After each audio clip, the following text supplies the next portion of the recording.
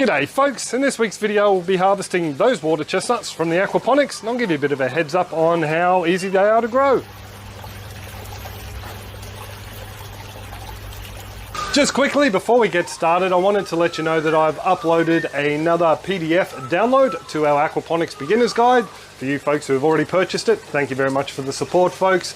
It's looking at how bell siphons are made, and it goes through step by step with a couple of different alternate methods that weren't really mentioned in the video module of the Beginner's Guide. So check that out if you're interested on learning a little bit more. And for you folks who haven't seen the guide already, I will leave a link above on the little card system there, and also one down in the description, and you can hop on over to the website and have a little bit of a sneak peek of what the guide is all about. So that's enough about that. Now on to the water chestnuts. So to begin with, these fellas here were planted out from corms that were saved from last year's soil harvest.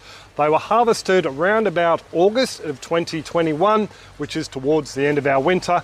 We have very mild winters here in southeast Queensland, so these ones had already started to sprout by the time they were being harvested. I popped 2 corms into this little dual root zone grow bed behind me here, made out of a bathtub, and from there they pretty much all took off. Generally speaking, when we do plant them out, we only put 1 to 2 corms into a 50 or 60 litre container, and from there they just take over the whole container. Now, water chestnuts are a sedge plant, that's why we always grow them in flooded containers and bathtubs, and that's what makes aquaponics such a great way to grow these, because there's always water available to the plants. So that's enough rambling on about that. We'll get these guys out and give you a bit of a look at the yield. So the first thing we have to do is turn off the water into the bed and also cap the outflow, so none of the muck we disturb in the bottom goes down into the sump tank. The second thing we need to do is get the ginger out of here. It's got a bit of media stuck around the base there. Oh, a little compost worm as well. So we'll pop him back in the bed and we'll just set this to one side. So I'm not going to be very delicate about this. I'm basically just going to grab these reeds and pull out the water chestnuts. There will be a lot of clay in them as well. I'm not too worried about that. That'll all come out when I hose out the root sections, you know, over the top of the wheelbarrow. So we'll give them a brief little shake now, and away they go into my tote. And you might be able to see there are a load of water chestnuts down here that have just broken off those reeds. So these guys here, same treatment, they'll just be thrown straight into the tote. This section over here, there we go. I'll give these guys a bit of a shake. Oh, look at all that. That's not too bad at all. That's if you can make them out in amongst all that muck there. And a couple left over this side here. Now there's going to be loads of these water chestnuts left in the bed here for me to forage out. Oh, there's one without any skin on it. And the big danger is accidentally leaving one of the really small ones in here and then taking off again. Now, case in point, last year's soil harvest, once I'd finished, I popped all the soil back into the tote itself, and within a week or two we saw a single little shoot come up, and that single shoot has turned into all this growth here. So we're actually expecting a half decent harvest from the soil tote as well. Now, one of the reasons I don't want any water chestnuts left in here is because this last crop blocked up the flow down this side of the grow bed, and there's only a little bit coming through over here. Just the massive roots just totally retarded the water flow. Yeah, I don't think it's a good idea to have them in such a small, narrow bed. And if I pop them in a pouch, they can also live in soil. And yeah, we might get a different yield again, growing in a mix of aquaponic nutrient and soil as well. I'll keep digging through here a little while longer, then we'll go and clean out what I've already harvested. So this is the tote of water chestnuts, and it's pretty easy to clean them out. All I'm going to do is a clump at a time in my compost sieve here, and just see if we can get all the muck and the clay balls away from the corms. This might take a while, so I won't put you through it, folks. All these little bits here I'm actually sticking to one side because there might be little bits of clay stuck in the ends there.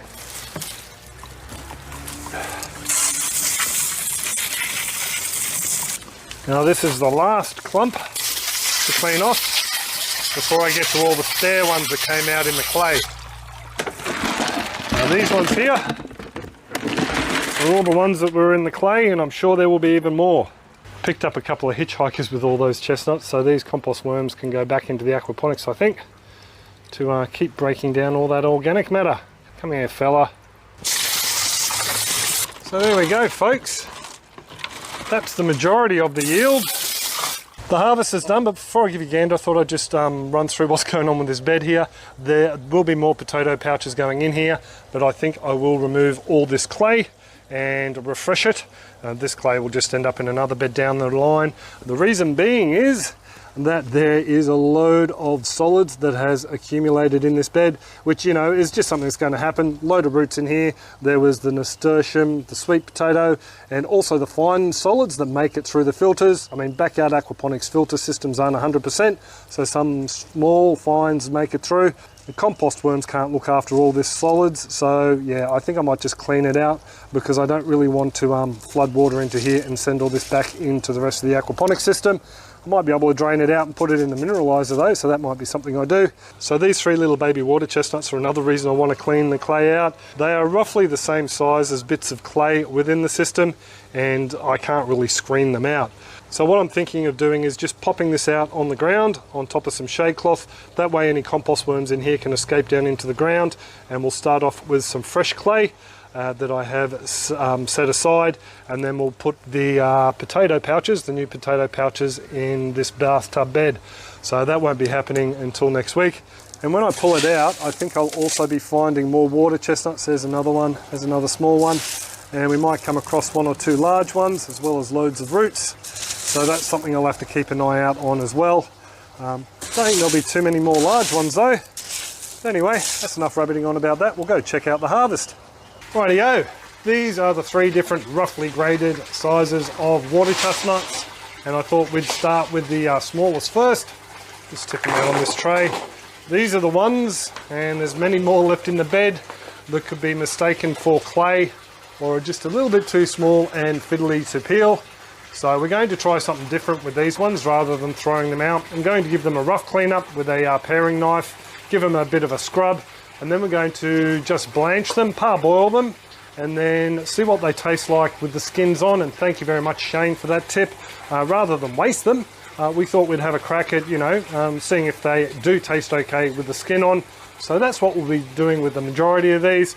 I'll probably keep 3 or 4 aside, and then they can go out to help start next year's crop as well. Just a quick heads up too, I can plant one of these small little water chestnuts here and still end up with those really large corms. So that's why I'd like to save these guys here. You don't need to save the large ones to grow large ones the next season. So yeah, I hope that helps anyone out there who wants to have a crack at growing some. Now I'll just pop these back in here and we'll have a look at the next size. These ones here could easily be peeled, a little bit fiddly.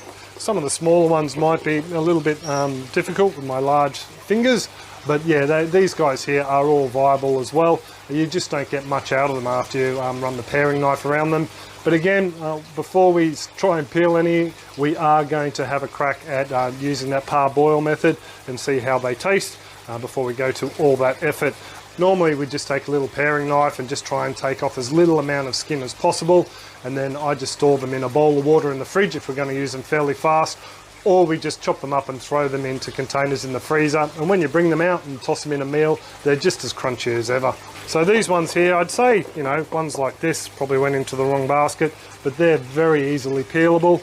As you can see, there's quite a few meals in there. I mean, we'd probably only, in a sandchoy bowl, we'd probably only use about that many once we peel them. So we've probably got about half a dozen to 8 or so meals worth of water chestnuts in here, because they don't make out the bulk of most of the meals they're used in. They're pretty much all just added for the crunch. So now onto this last lot, and I must say, I'm pretty chuffed with some of the size of these guys. I think they're actually some of the largest water chestnuts we've grown. So I'm really keen to see how the soil went this season, and if we don't get large ones like this, I think I might try just growing in the aquaponics from now on, keeping in mind that I need to keep them segregated from other plants because they tend to take over a bit. But I mean, that's absolutely awesome.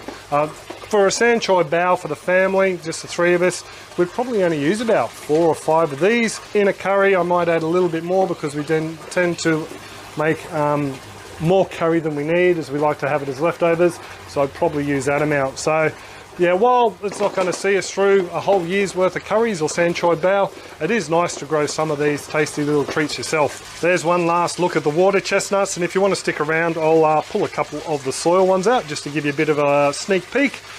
Quickly, I would like to thank everyone who is supporting us on the different supporter sites. Thank you very much, folks. Really do appreciate it. And thanks to everyone who likes to also hang around and have a bit of a chat in the comments section after they finish watching the video. But I'll pretty much leave it there.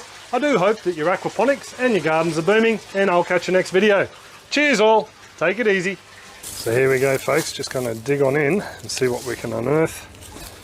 There's a lot of roots in here, so it may be a little bit difficult just to pull a couple out. So I've just pulled out this little corner here, folks, and that's what I've got so far, but I'm sure I've missed 1 or 2. This looks like a very promising harvest as well. Let me know in the comments below if you'd like to see a short video on harvesting the soil chestnuts. Cheers all, happy growing.